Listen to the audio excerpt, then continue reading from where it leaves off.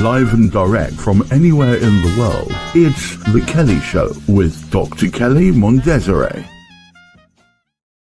Hello and welcome back to The Kelley Show, real people with real stories in real time. And we're kicking off the month of April. April's theme is the state of global agriculture. And let me pose a question to all of you today. What if you had $1 million, $1 billion, $1 trillion, but you couldn't get a loaf of bread, nor could you get a sack of rice? And the only person you could obtain food from was the local farmer that you've been spitting on for years and years, and they say no and turn you away. Well, today I'm bringing on as a special guest someone who is an advocate for global agriculture, a very special friend of mine, but you're going to have to stay tuned. We'll be right back from our sponsor for a very serious conversation about the state of global agriculture. So be right back. This portion of The Kelley Show is being brought to you by White Wolf Advisory Services. We are the bridge between nations, creating growth, commerce and collaboration between cultures. Contact us today for more information. Welcome back to The Kelley Show. And as I said before, this month, the month of April, is the month of the state of global agriculture. And today I have a very, very special guest, a good friend and colleague of mine, coming to us from, he's going to tell us, Mr. Eamonn Walsh. And Mr. Eamonn Walsh is the CEO and founder of Get Funded. He is an F1 enthusiast, an advocate of Irish produce, and he is the champion of the family-owned farm. So I'd like to welcome, it's a privilege and honor, Mr. Eamonn Walsh to the studio. Hello, Eamonn. How are you? Kelley, how are you? I'm very well. Thank you very much. Thanks for having me on. Good. Well, Eamonn, let's start from the top. Where are you from and where in the world are you right now? I'm from a really famous place in the west of Ireland called Foxford, right? Oh, yeah? And that's currently where I'm sitting right now. That's in the west of Ireland. I live on the east of Ireland now, but I'm sitting in the west of Ireland in the house where I was raised. We're famous for many, many things. We produced a son here who went on to liberate Argentina. We've got some great poets from this part of the world. F.R. Higgins came from this part of the world. We've got some of the Irish leaders during the Troubled Times here.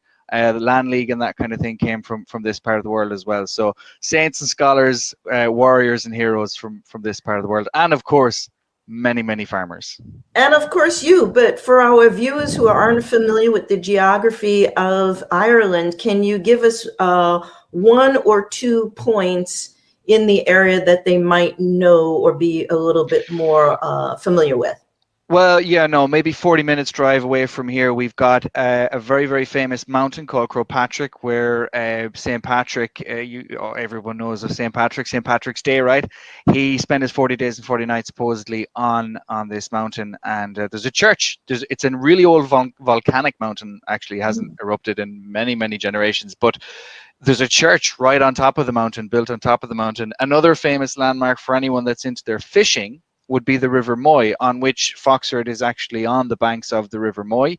And we've got some of the most famous salmon pools in the world. People come from all over the world to fish the famous Moy salmon in the west of Ireland. Well, when I come back, aside from horseback riding and seeing all my friends, I'm a fan of fly fishing, so I'll bring my gear and maybe do some salmon fishing. We'll get you, Gilly, and we'll get you out there on the banks. All right, good enough. Okay, so talk about what is Get Funded and how did you become involved with Get Funded? Do tell. Okay, so Get Funded, what we're looking to do in Get Funded, I like to say it's a bit like Ron Seal. I don't know if you guys have Ron Seal in the United States, does what it says in the tin, right? So over here we got a famous varnish, it's called Ron Seal, and their slogan is it does what it says in the tin. So I like to think our brand of Get Funded does what it says in the tin, right? It's about taking projects, taking visions, I should say, right? Many people out there that are championing a project and looking to secure funding to drive their projects forward. And I'm talking startups, I'm talking established companies. it's universal across the board. They have an idea that they think is a project, right? But it's not a project, right? And there's a transition that needs to happen. There's a lot of work that needs to be done to transition from an idea, from a vision, into an investable, bankable project. That's what Get Funded is. We run a lot of events. We do a lot of private work, consulting with clients and that as well, about getting them up to a point where they can actually compete for funding. If you go to the funding market with an idea, people will be very polite to you, but you'll be wondering after 10, 20, 100 conversations why you haven't gotten anywhere. And it's usually because you don't have a project, you have an idea. So we play in that playground of that transitionary period from project, or from idea to investable, bankable project, and then you can actually go and compete and have a realistic shot at actually getting your investment. Our passion is farmers, it's agriculture, people that are involved in various different projects on the technology side, but on the agri-activity side as well, on the farming activity side as well. That's our passion. Those are the people we love to serve, and that came from fear, actually, a fear I saw in my father a number of years ago. We come from a generational farm. We can trace it all the way back to the famine in the 1800s here in Ireland, right? And it's been there long before that, but that's as far as we can trace it back. And I could see a fear in my father in terms of he was afraid he'd pass, and that the farm would die with him, you know? So that's where it came from. We come from a family farming background ourselves that had an uncertain future in terms of this historic legacy that secured the family for generations. So I saw funding and access to funding as being one of the biggest obstacles to family farms in terms of securing their future, right? So that's where the passion came from. That's where it wasn't actually called Get Funded then. We had no name for it, but that's where it all originally started. Well, it's pretty straightforward, and I can say for some of my clients I've had that are seeking funding, it's not an easy task to find funding and investors for different organizations. I can speak for the med device and life sciences space personally, particularly for companies who want to create a footprint here in the United States. It's not an easy task. So my hat is off to you. But let's segue to the state of global agriculture, particularly for the farmers. Something about the challenges that your family farm faced, or what are the challenges that the farmers are facing today? Can you talk about what goes into the family farm, so to speak, the small farmer? Because we all hear about large organizations buying up small farms and just gobbling up agricultural land. So do tell. Look, there's many reasons. There's many struggles and challenges facing farmers in Ireland, in the UK, America, and all over the world. We're actually running a whole series of articles about this on LinkedIn at the moment, where we dissect several different countries, and I think this highlights one of the really big problems. Okay, hold on for a sec. Before we take this slide down, I just want to ask you, what is the significance, and where are these photos taken? These are taken on our land. This was we destocked our farm in the back end in December last year. We'll be restocking them now again in the next few weeks. But these cattle. That one on the left is 69. I called her. We never gave them names. It was always the last two digits of their ear tag, right? That was 69. She was the quietest cow on the farm. But these are our cattle. This is our land here in the west of Ireland, and these are Angus. They were bred for quality heifers, is what they were bred for. These cows are this herd was on our land for generations. It was a very sad day actually when we put them up on the trailer and sent them all off. But we will be restocking again in a number of weeks. Yeah, this is I suppose the fruit of years and years and years of selectively breeding our cattle. Okay, thank you for that explanation. And it's a beautiful landscape. And while you're continuing with the plight of the small farmers, I wanted to give the audience an idea of what this farm looks like, what the land looks like, what the cattle look like. So please, let's continue the conversation. And I think it's worth noting on that as well, as many of the farmers would be in our area, there's a mix there of, this is really all it is on our farm. We don't have any big fancy sheds. We got loads of land, but we don't got loads of grass, but we don't got big fancy sheds. It's all organic, no major technologies or anything like that at play. But anyways, the plight of farmers, right? Our recent research of the state of dependency, financial dependency in agriculture, in terms of loans and in terms of grants, is huge. On average, you're talking across the world, you're talking about 70% of farming enterprises would collapse, would actually be bankrupt if you removed debt and you removed grants in the morning. Across the world, it would be approximately 70% of farms across the world would be bankrupt. And that's not just small farmers. There is a chunk of the bigger players that would be in that boat as well, right? So that's huge. It's higher in some countries, it's lower in others, right? But across the board, you're looking about 70%. And that goes back, Kelley, to something you said, right? If you had $1 million in the bank, right? Put a twist on what you said. You had $1 million in the bank and you had no food and you had to go to your farmer. Well, imagine if the farmer had lost their grants, lost their and that was taken away. You'd only have 30% of them then to go to, right? So that's one of the biggest struggles, is this dependency. You'll hear a lot of people talking about input costs, right? And that is huge. Fertilizers, feed. For us, we have meadowland that we cut every year to make hay. Our fertilizer costs down there they've quadrupled in recent years, right? Cost of feed of supplementing feed for cattle, it's gone through the roof. But there's a bigger issue, because even before our input costs went up, it was very, very challenging, very, very difficult to run a profit on the farm without a grant, right? If it was any other enterprise in the world, if it was any other business in the world, it wouldn't survive. No one would invest in it, right? It cannot stand on its own 2 feet, as a business enterprise. That's a big challenge, and before the 1940s, that wasn't really the way of things, The grants kind of originally came around after World War II, subsidies and grants and things like that, because famine often, follows war, and it was a great initiative at the time to prevent famine, right?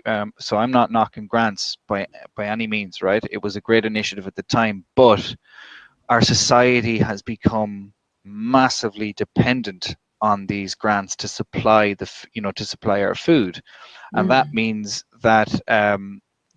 farming as a business enterprise is largely, if you looked at the financial data, it's unviable for approximately 70% of the enterprises worldwide, and that's a huge issue.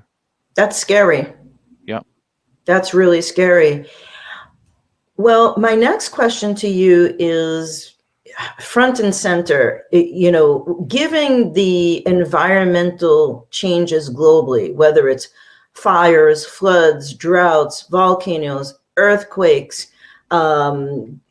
the earth is heating up, global warming, whether you agree with it or not, a fact is a fact. The earth is heating up. Climates are changing. What does that mean for the farmers? How are they dealing with these climatic events? For example, 2 years ago, I was spending the summer in Geneva, Switzerland, and there was a terrible drought. There were fires all over Southern Europe, Greece, France, everywhere. It was crazy. But on the news one night, the Swiss army was reported to being airlifting water to the cattle in the Alps. And that's crazy. So in your perspective, as being a champion and advocate of family farming, and so entrenched in the cattle business in Ireland, what's your take on what are we going to do? What are we going to do? What can we do going forward to address these climatic changes? Well, the first thing I would say in terms of finding solutions to securing the food supply, right, and making sure that the farmers keep churning out, what we've always churned out, there is no better group of people than farmers to figure that out. Okay, farmers, particularly family farms, legacy farms, generational farmers, whatever you want to call them, our ancestors grew up in times where it was literally do or die, and I don't mean that as an expression. It was figure it out or you will die, you know. So the stakes have always been, for most of these generational farms, the stakes have always been very, very high for farmers. So that's nothing new, right? That's nothing new to the farmer. They're very innovative, very resourceful. But I mean, we had very recently the worst storm on record in Ireland. I certainly do not remember anything like it. A hell of a lot of damage, a hell of a lot of forestry damage, a hell of a lot of farms, sheds blown away, and things like this.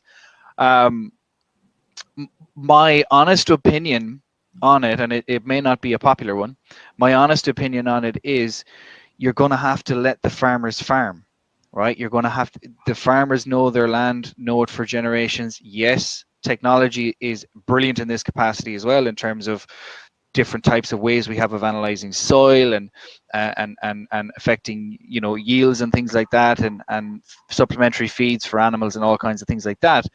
But you got to let the farmers farm. There has to be I believe there is going to have to be a release on regulation, right? We could do with some deregulation, I think, in agriculture. I mean, if I take, for example, in Ireland, slatted houses for cattle have been all the rage for a number of years because there were big grants going for them, right? So that the Europe would pay you to put up your big slatted houses, and that influenced your model of farming and how you farmed your cattle. And they were great, don't get me wrong.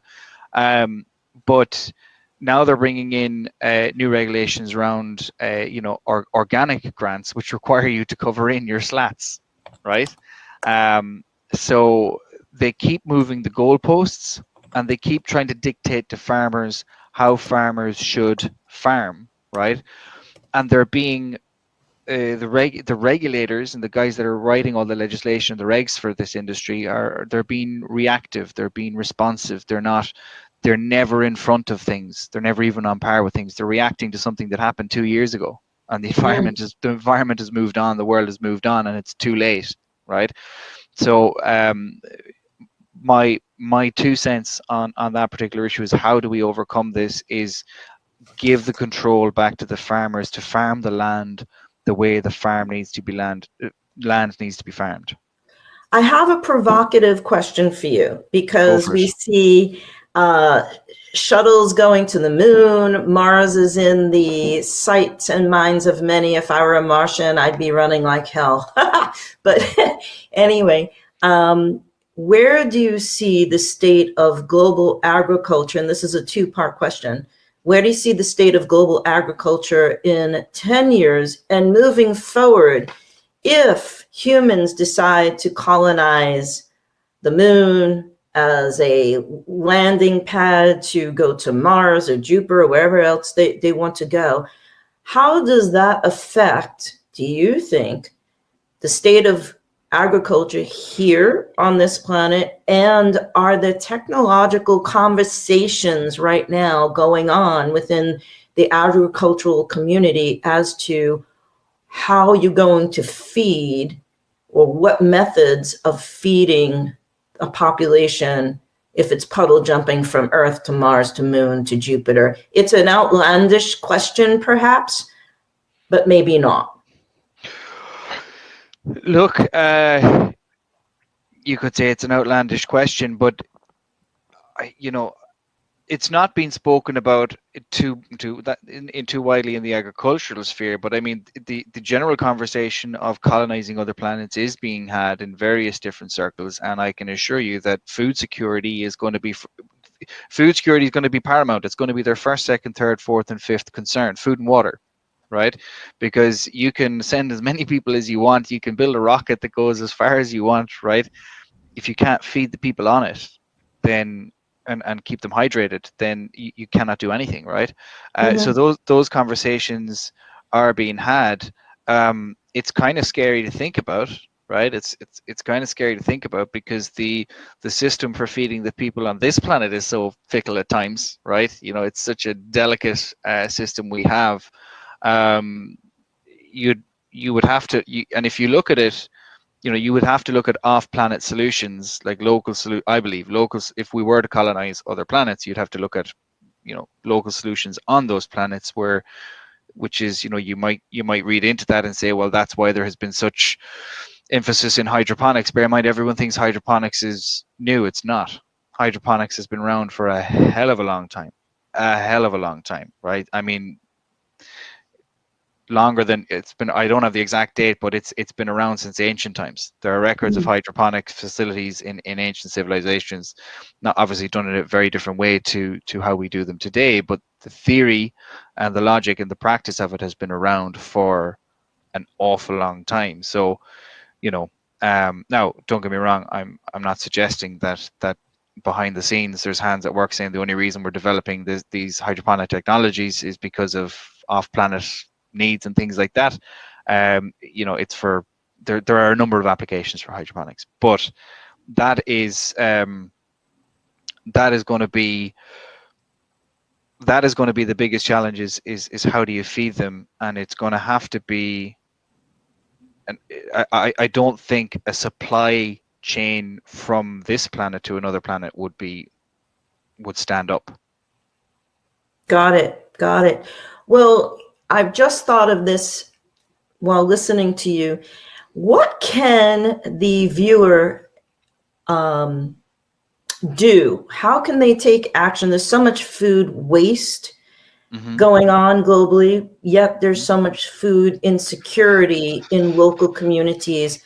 How would one formulate perhaps an ugly fruit, ugly vegetable food cooperative? Well, what can everyone do on their part to help protect our climate, our environment, our earth, to help feed someone who doesn't have a meal coming their way? Good question. There is a lot of food waste. I mean, look, we produce enough food to feed everyone.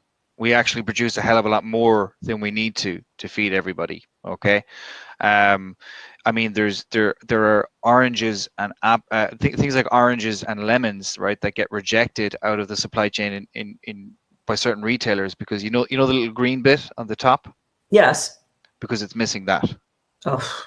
And there are organizations out there tackling that level of things where they're taking that food and delivering it to people in need. I think the retailers have a big responsibility in this, and I think the big food buyers have a big responsibility in this. That, okay, I get it, right? I get it. You've got big operations to run. You've got massive supply chains and long logistics and everything like that to worry about, and you need carrots. You need to fit as many carrots in the box so that they can fit in the truck so that you can get the maximum across and all. I get it, right? But it's the recklessness of you're just dumping the rest, It's the recklessness of you're just rejecting the rest, and then you gotta get involved in the conversation, and you gotta work with the farmers and work with the other people in the supply chain to find a way to utilize that food, whether that's a scheme that does for the vulnerable, going back to something we had in Ireland a long time ago, like soup kitchens and things like that, and things like workhouses here in Ireland and things like that, where you could work for a meal. I'm not suggesting we go back to workhouses, but if we looked at some kind of a charitable model like that, there's a responsibility there. There's a corporate responsibility there on the industry that has, in a lot of ways, created that problem. Okay. Now, your question was, what can an individual do, right? And I believe the best thing an individual can do, and I understand this is not maybe overly accessible for everybody, particularly people living in large urban areas, but it starts with awareness. You cannot tackle an issue you have very low or zero awareness of, and we're talking about it here, and we're giving people a thimble of the awareness that, oh yeah, there's some issue about carrots not fitting in boxes. What's that about? I don't know. I don't care, right? Yeah. You got to become aware, and the best way you can become aware is go spend a day on a farm, right? By and large, farmers are very, very approachable people. They live very often in isolation. Okay, they live in very small communities, and even within those communities, they often live miles away from anybody else. They're usually quite approachable and love to see people coming, right? They're very busy. Don't get in their way. Don't get in their way, or you might get knocked over. But they're very nice people, and that would be my advice. Go reach out to a farmer if there's farmers in your area, or within a reasonable distance from you, contact them and go, hey, I heard some fella talking to on the Kelley show, and he mentioned that I should go and talk to a farmer and just ask them, would you mind if I came and spend a day on your farm? There are actually farmers that engage with schools now. Oh, in the great. United States, in Ireland, in all over the world. They engage with schools and they bring kids out and teach them, well, this is where your milk comes from. This is where your steak comes from. This is where your bread comes from. It's like corn in the ground, you know, it's wheat in the ground, whatever. That would be your starting point. You've got to increase your awareness. And I am telling you, you will not increase your awareness on a screen. You can come to you can watch as many of these shows as you want. You can watch as many of these, videos on YouTube, or read as many articles online as you want. You got to get the experience. And that's something we're very much removed from, the experience of where our food comes from. For most people, their experience of where their food comes from and food security is going to the local shop, picking it up off the shelf, going beep at the till, and tapping their card or scanning their card, right? Yeah, that is true. That is true. And it's sad and it's a shame. I agree with you that there's nothing more satisfying than picking your own vegetables or your herbs. Personally, now that I'm here down in South Carolina, I have a garden. Everything I have planted is edible. So yes. And I'm looking forward to having my own fruits once again. It's been quite some time. You can't do that in Manhattan, that's for sure. And the community gardens in Manhattan, as nice as they are, I wouldn't eat it because at night the rats come along and they're foraging through, and that's just like, not so great. But we're going to take a short break. We'll be right back with more from my good friend and colleague, Mr. Eamonn Walsh, after a word from our sponsor. Be right back. This portion of the show is brought to you by Many Purple Hats, MPH, Vroom! Get noticed online, stand out from the crowd, differentiate yourself from all that white noise. Vroom! And welcome back to the Kelley Show with my special guest today, Mr. Eamonn Walsh. And Eamonn, we have a tradition here on the Kelley Show. I ask all my guests, if you could name one person, place, thing, or experience that you are grateful or thankful for, who or what would it be? Do tell. And we have a slide up for you while you talk about this special guy. Yeah. Well, thank you very much, Kelley, for that. As you know, my father passed on the 27th of December, 2024. Yes. Even before he passed, I would have always said the most impactful experience that I've ever had was an experience in a car with him. When it was actually my first memory with my father. We were in a car and we were driving down a country road in Ireland. The story is in this book here of driving down the road. And I was doing whatever I was doing, and all of a sudden he slams on the brakes, right? And I feel that into the seatbelt, and it digs in, and I go flying back in the car. And before I realize what's going on, he's standing outside in front of the car. I'm ready to, give him some colorful language, right? And I'm young, right? But so he's out, and I see him wrestling with this big rock, right? He's got this great big rock, and he's wrestling with this rock, and he's up on his chest, and he's trying to get it back up on the wall on the side of the road. And I'm looking at him going, what's he doing? Because you could have just went around it, right? You could have just went around, as many people would do. And he gets back in the car, and I'm really ready to lay into him when he gets back in the car. What are you doing? You hurt my chest, nearly this, all this. And he turns around to me and he says, Eamonn, always remember, you have a duty of care to your fellow man. Wow.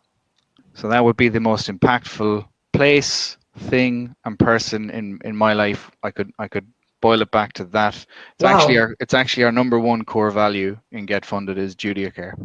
Well, we are going to remember Mr. Roy Walsh, father of Eamonn Walsh, and our condolences once again, Eamonn. I know it's been a bit of a tough time, but I want to thank you for sharing not only your expertise, on the state of global agriculture, but we are going to have Eamonn back later on this month when we're going to bring him and other experts in the field of global agriculture to come on and speak as a panel within their various expertise on what's going on with Mother Earth. So Eamonn, I want to thank you so much for being on the show. And folks, if you would like to reach out to Mr. Eamonn Walsh, we have his contact information up.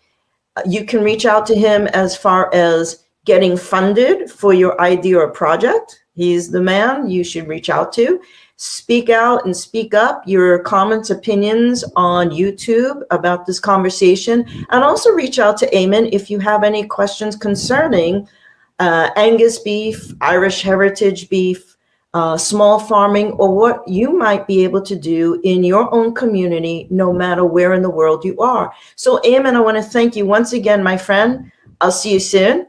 And be well, God bless. And if you would like to be on the Kelley Show, please do write into us. We have a contact information down here. Write in who you are, where in the world you're from, where in the world you are now, what your story is, but most importantly, why you would like to share your story on the Kelley Show. And stay tuned for next week's show when I welcome to the table Mr. Ken Dunn, who is a remarkable individual doing so much for so many people on the African continent. So don't miss it. Stay tuned. Subscribe to The Kelley Show today, and we'll see you next time. Gareth, take it away.